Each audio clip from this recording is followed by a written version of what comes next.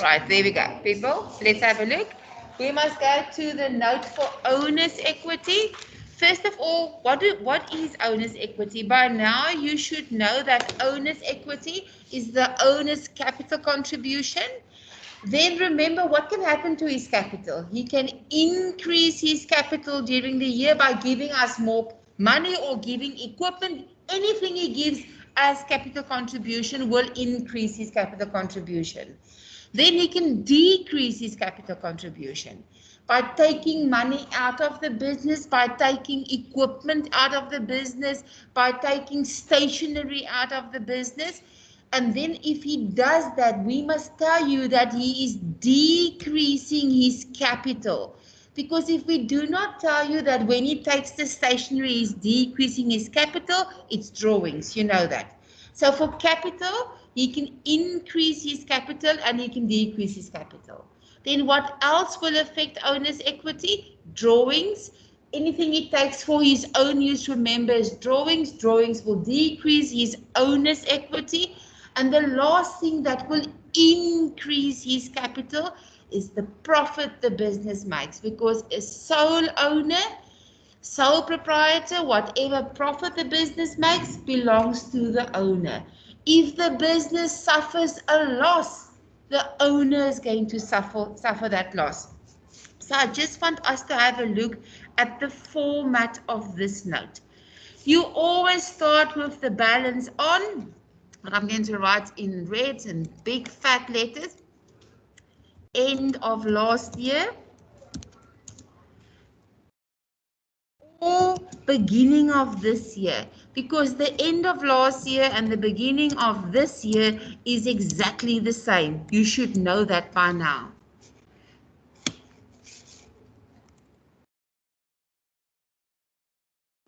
Are you okay with that? So you always start with the balance at the end of last year or the beginning of this year. It's exactly, because if our year ended on 31st October and the capital balance was 10 Rand, 1st of November when the new year starts, it's still 10 Rand. Are you fine with that? Then contributed, you will add. I'm going to write there plus, so just so you can remember. But we must tell you if he gave additional capital.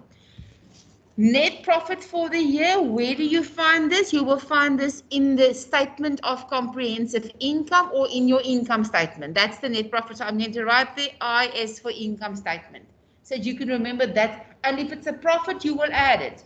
If it's a loss, do you think you're still going to add? Then you will minus, but we're not going to do a loss this year. That's for next year. Okay.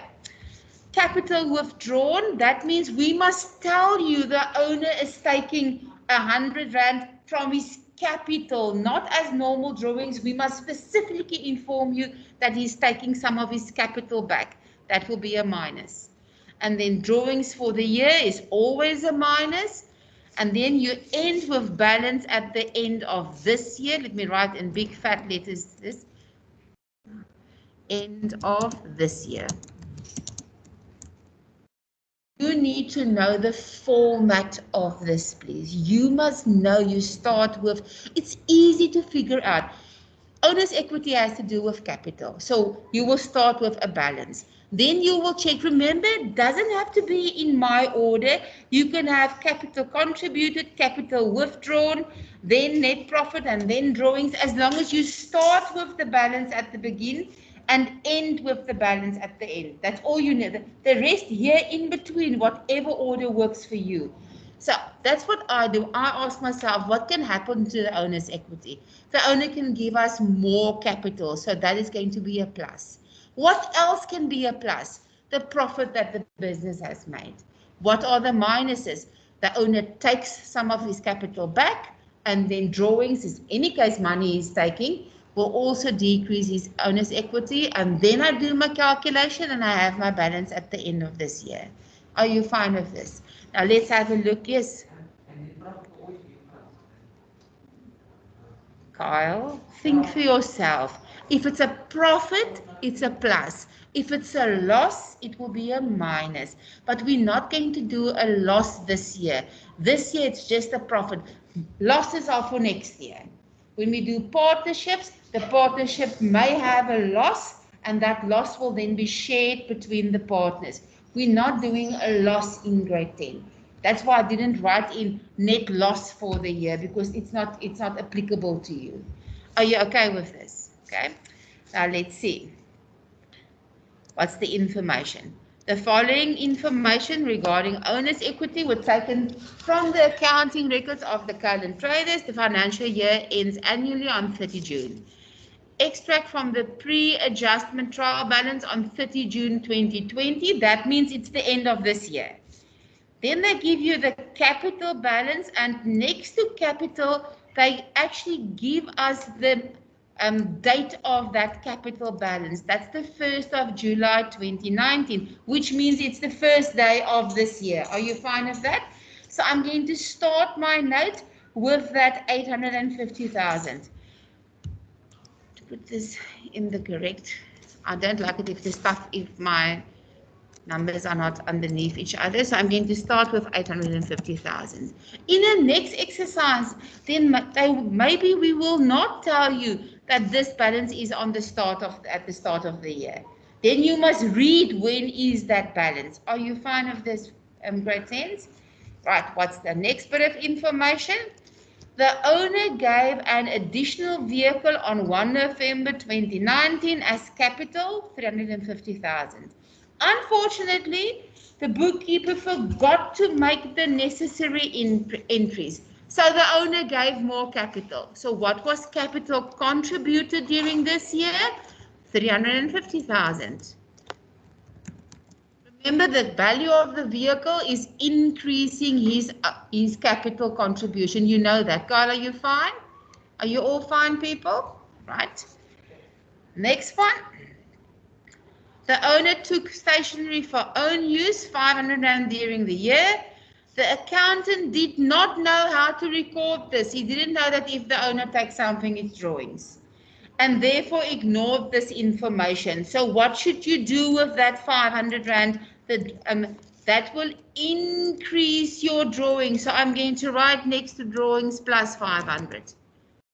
If the sentence read, the owner took stationery for own use during the year and then decreased his capital, what would we have done with that 500 then? Will it then be part of drawings, or will it be capital withdrawn? Which one will it be? Capital withdrawn. So for you to know that it's capital withdrawn, we have to tell you he's taking something and therefore decreased his capital. Do you understand? So if you don't see decreased his capital, then he didn't take any of his capital back. Do you understand this, people? Right. So what is our next bit of information? The net profit for the year after all the adjustments were considered amounted to 952,000. So what's the net profit? The 952,000. We will give you that. We will never let you do this note without giving you the net profit. 952. Are you fond of that? Was there any capital?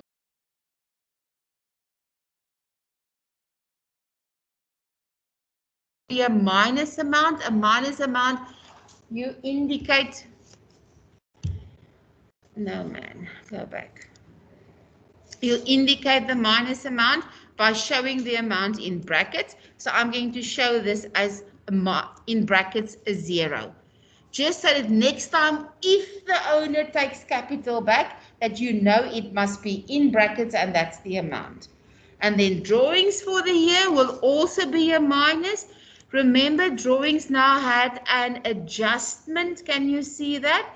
Remember, it's very important to show me the adjustment. So I'll have 47850 plus the 500, and then drawings will decrease owner's equity. So I'm going to calculate 47850 plus 500.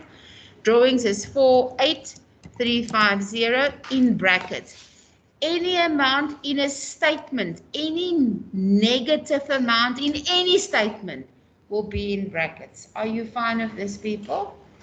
And now you just calculate your balance at the end of this year. So I'm going to start with the balance at the beginning, 850,000, plus the 350,000 that he gave, the vehicle that he gave to increase his capital, plus the net profit that he receives because he's the sole owner, minus the money he took, money and whatever he took for his own use. So do you also have 2,103,000? Just check my calculation. Remember, my calculator hates me. Is it right? Thanks. Let me just check. Right. Is there anybody who has a problem? Is it 2,103,650? Are you fine? Is there anybody who has a problem with this? Yes. It's not a problem. For the net profit of the year, is it possible that they will let us use the amount? For example, we have an income statement. We will never let you do an income statement and the balance sheet of the same information. Because if your income statement is wrong, remember you use the same adjustment, then your balance sheet will be wrong. So it's always two separate questions. Adjustments for income statement, and then next question, adjustments for the balance sheet. Otherwise, the risk, we have to work with your wrong amounts throughout that whole question. Not even in grade 12, they don't need to do the income statement and the balance sheet. Income statement is one question, balance sheet is a separate question. Are you all fine with this? Anybody a problem with this note?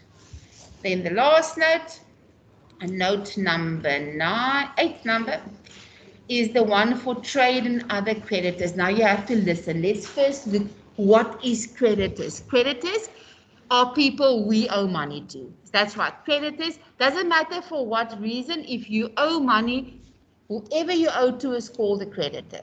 So that means in this note, we're going to write everybody that we owe money to.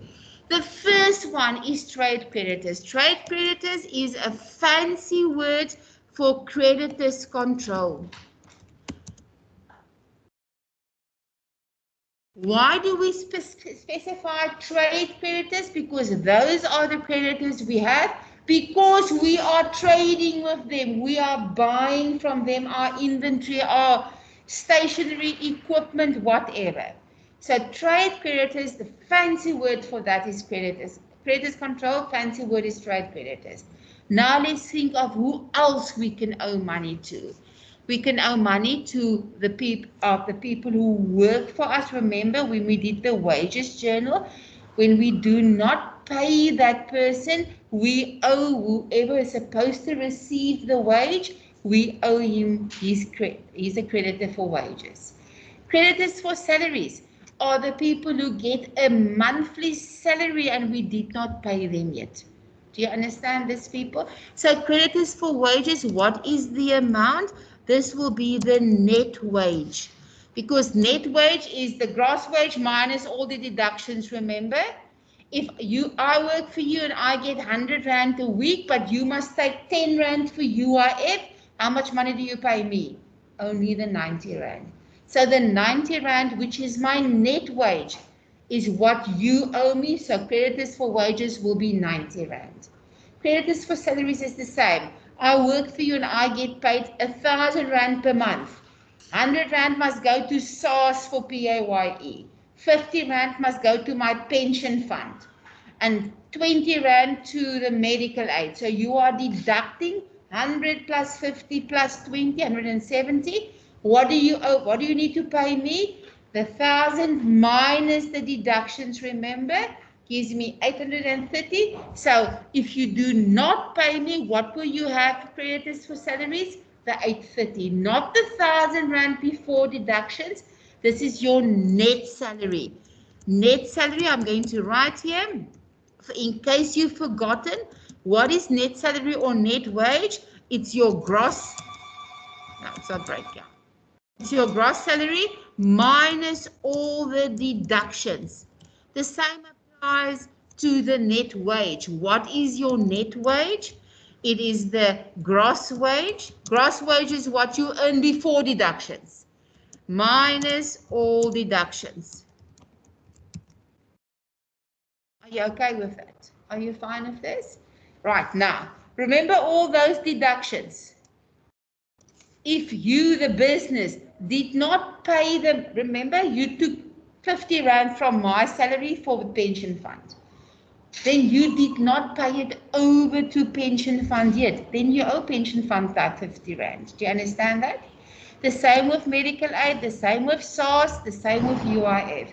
So if you did not pay, you in the business did not pay over the medical aid, the pension fund, the PAYE, the UIF, then you owe that to the pension fund, the medical aid, this PAYE, and to UIF. Do you understand this? So these are all your debts, the debts of the business.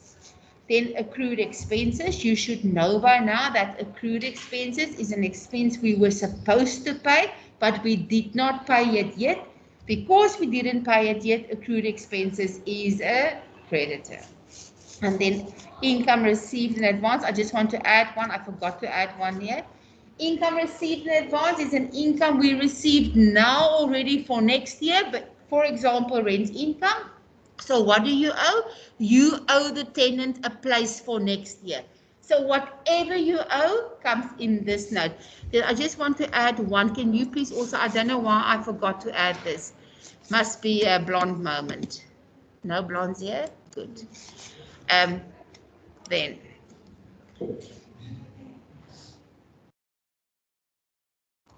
deposit received, and that would be rent income. The deposit that we receive from our tenant is not our money. Remember, when you rent out part of your building, your tenant must pay you a deposit. That is not your money.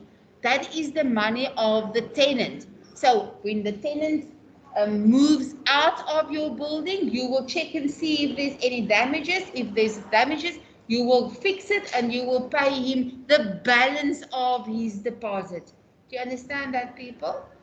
A deposit that we paid is part of trade and other debtors, because when we pay a deposit, somebody owes us our deposit. When we receive a deposit, then we owe the tenant. We will only receive a deposit from the tenant, from nobody else. So then we owe the tenant that deposit. Are you fine with this? Right, now let's have a look at the adjustments. I tried to make the adjustments so that we have an amount for each of these participants of trade and other creditors. That's right. There's the information.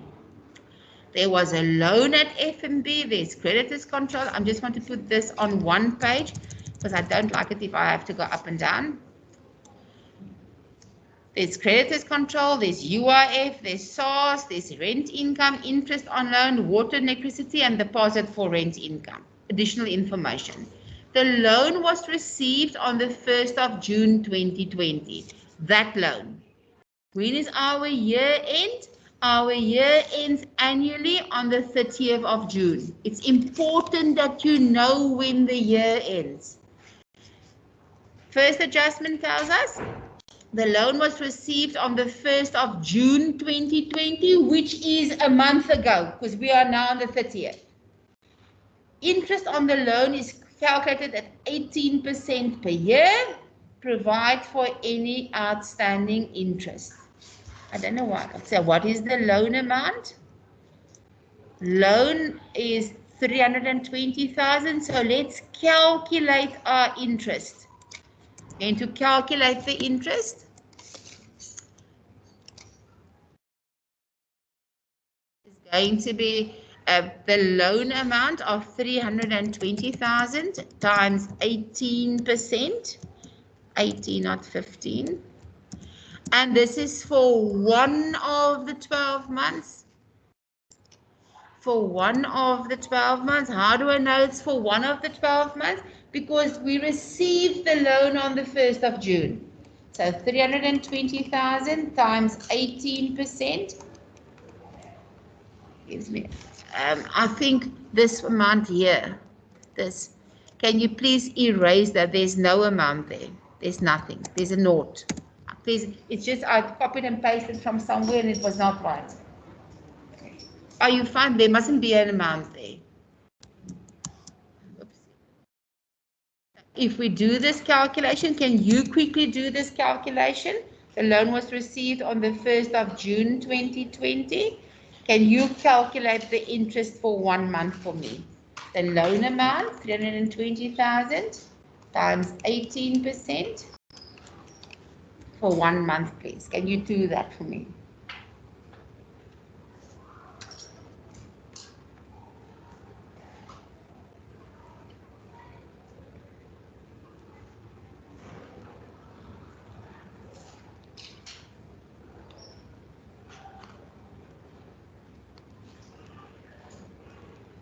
What do you get?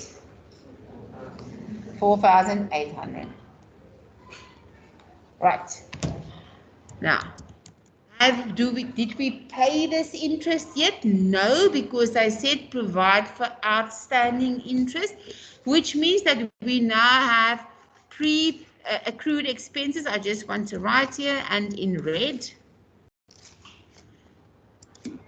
I'm going to have an accrued expense. And that is going to be 4,800. Are you fine with that? Interest on loan was naught. It's supposed we're going to add the 4,800, but it's not important for the balance sheet because interest on loan is an expense and the expense will go to the statement of comprehensive income. I'm just showing you this plus 4,800 here is not important for the work we are doing now because we are not doing the income statement, we are doing the balance sheet. Egan, are you okay with that? Are you all fine? Right. Next adjustment. The bank statement received on 30 June 2020. Remember, that's the end of the year. After the cash journals were completed, showed the following. Check payment made to AB supplier, a creditor in 5,200 Rand in settlement of the account of 5450. What does this mean? It means we paid one of our creditors and that was done after we received our bank statement. If it's after the bank statement, did we record this now? No. So now we must record it. Do you understand that, people? We are paying the creditor the 5,200 in settlement of his account. So what will we deduct from creditor's control? The check amount or the account amount? What will you deduct? The check amount and what else? If they tell you in settlement, listen to me, you owe me 500 Rand. You pay 450 in settlement of the 500. What does that in settlement of actually tell you? That's your discount.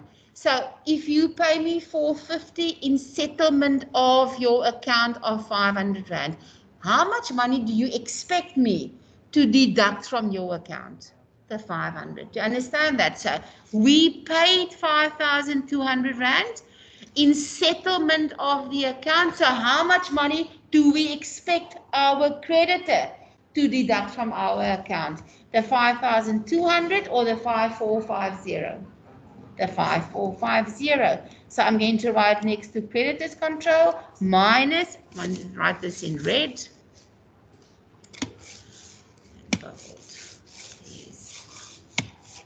Ek gaan hierdie meisie weggooi. And in bold, minus 5450. Do you understand that?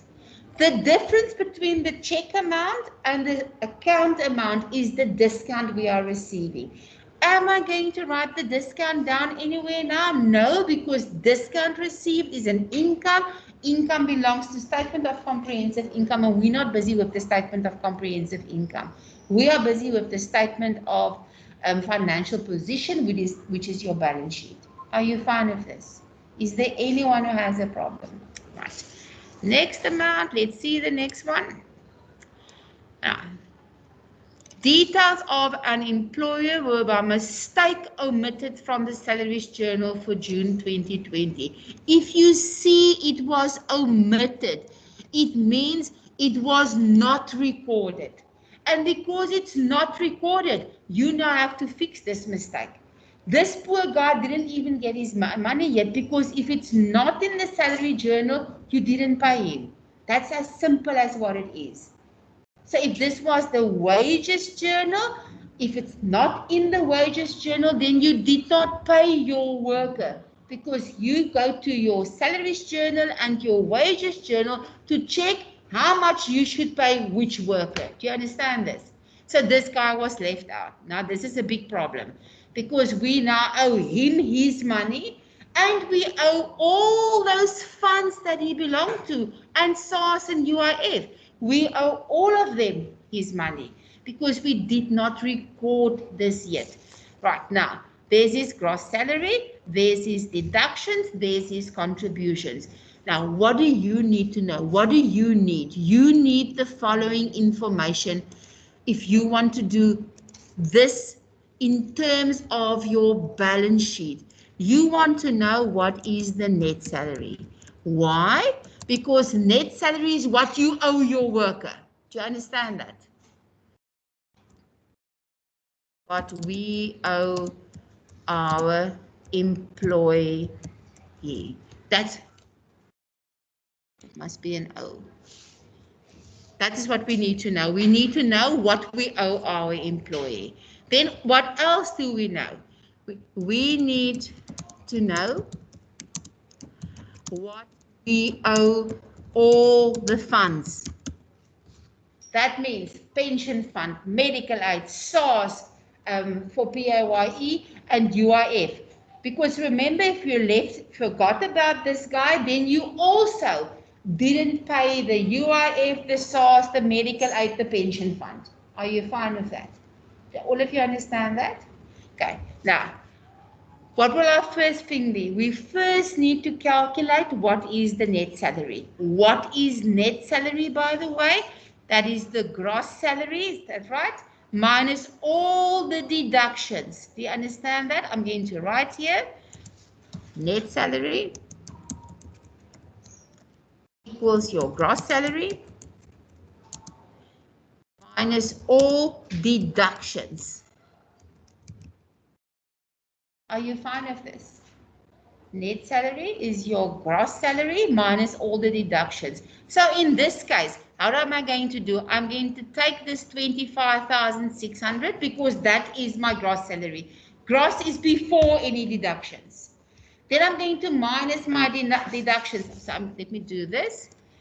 I'm first going to take my, this is my gross salary. There's the, oh no, we just get the right one. I have my glasses, then I will see what I can do. Insert.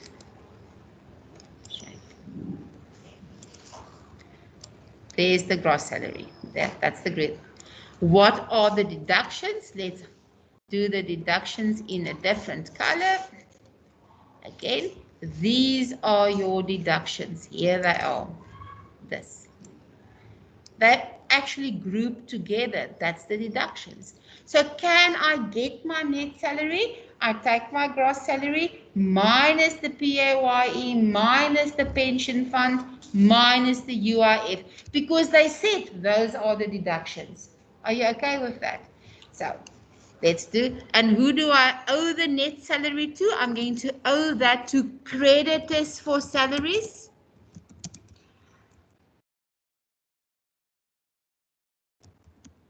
And the amount, I'm going to show my calculation. That's the 25,600 minus, and I'm going to add all my deductions. That was 5,200 plus 2,100 plus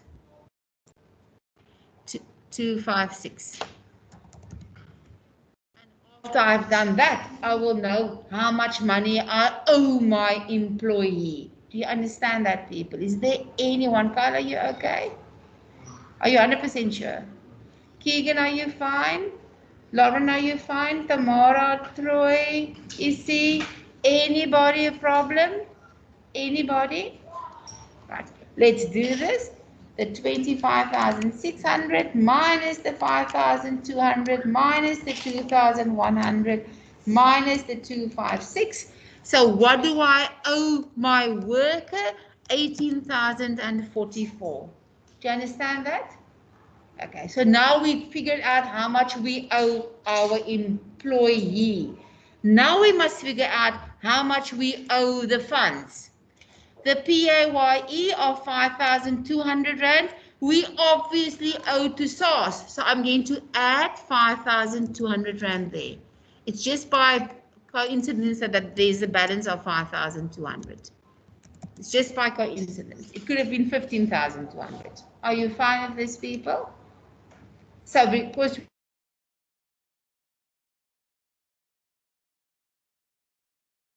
is not your money, you owe it to SARS. Do you understand that? What else did we deduct? We deducted pension fund of 2,100. It's not our money. It must go to the pension fund. Now, can you see there's no account for pension fund? So I'm going to add pension fund. And that was 2,100. Because if you didn't write his name in your salaries journal, you did not pay the 2,100 yet to the pension fund. Are you all right with this? Are you fine? What else? Was there any other deductions? Let's see. There was a UIF deduction of 256. We owe UIF 360, so we're going to add the 256 to that. Are you okay with this? Are you fine? Are you okay? So the deductions we owe to that specific fund or that specific place that we have to pay that money to. Are you all right? Now we get to the difficult part, in my opinion. The contributions. What are contributions, by the way? Contributions, I want to write in red. This is what the business pays from the business's money to those funds. That's how it works. Now listen, if you work for the government and they deduct 10 Rand from your salary for pension fund, the government will add from their money to your pension fund. Do you understand that? That's what the contribution is what the business pays out of the money of the business on behalf of that worker to whatever fund.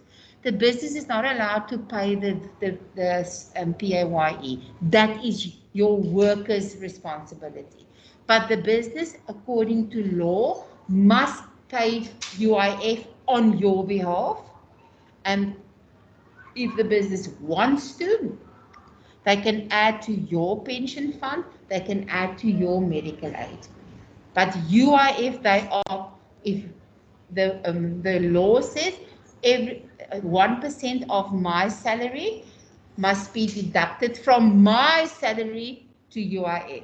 My employer must add 1% as well. Do you understand that? Only people who do not pay UIF are government workers. So teachers, nurses, army, police, they do not belong to the UIF. But if I work for the school governing body, not for the Department of Education, then 1% of my salary, my gross salary must be deducted for UIF, and then the school must also pay 1%. Do you understand this, people? So these contributions, that UIF amount, must be added to what this business owes to the UIF. So we're going to add another 256. And did they contribute anything to the pension fund? Yes, they do, 1,050. So that They owe to the pension fund another 1,050. Do you understand this, people? So this, you can bet your life on it, you're going to get this in your test. And what is the first thing that you need to know? That you first have to calculate your net salary or your net wage. That is the gross salary or gross wage minus all the deductions. Listen carefully, minus deductions, nothing about contributions. Because contributions is what the business pays out of the pocket of the business. Deductions comes from your worker's salary or wage. Then the next thing that you need to calculate, now how much does the business now owe to those funds? And for that you need to see how much was deducted from your worker's salary plus what did the business contribute. Do you understand that, people? Are you fine? Paul, Jaden, Shanice, Issy, Paul? So I'll come my and pension and paying when it's our employees paying. Because what happens if I work for you and my salary is 1,000 rand, then the government says you must deduct my tax from my salary and you must pay the tax over to the government. I cannot pay the tax over. It's your. That is why the system is called pay as you earn. As I earn money, you must take the money from my. Because in that way, the government makes sure that I forget to pay them. Because now it's your responsibility to pay over the tax that you deduct from my salary over to them. That is why. Okay. And for the government also says that the law says that the worker must pay my tax. You cannot say, okay, don't worry, I'm not going to tax you. I will pay from the business's money. I'm going to take and pay your tax. It's not how it works. I'm responsible for my taxes, but you are responsible for collecting it from my salary and paying it over to the government. Are you fine with that? Are you all fine with this, people? I think the reason for that is most probably because if there are 54 million people in this country that's supposed to work, if all 54 million must pay their tax over every month, it will be a nightmare. The bookkeeping of that would be a nightmare. So now instead of letting 54 million people pay, they let your employer take the money from you. And if the employer, if you have in your business, there's 500 people working, you must collect the 500 people's tax and you, one person, pays it over. Do you understand this, people? Just to make it easier, the accounting of that. Are you all right with this? Okay. Next adjustment. Water and electricity account for June is still payable. If it's still payable, it is an accrued expense. Accrued expense is an expense we must still pay, which means that we owe. So I'm just going to add to my list of balances, accrued expenses. And the amount was 1520, am I right? Yeah, 1520. Yeah, okay with that? There's another accrued expense there. I'm just going to add it there, sorry, plus 1520. Don't have to have a second one. And then the last adjustment. Rent increased with 15% on the 1st of February 2020. Rent was received up to 31st of August 2020. Now that's the one with the X, remember? If the rent was received up to the 31st of August, our year, the year ended June 2020. Remember? How many months we received in advance? July and August. Can you see that? July and August. Your homework will be, you must now calculate what is the rent per month and then how much money was received. We've done this one with the X already, but now we are looking at this from our balance sheet perspective. That's my story.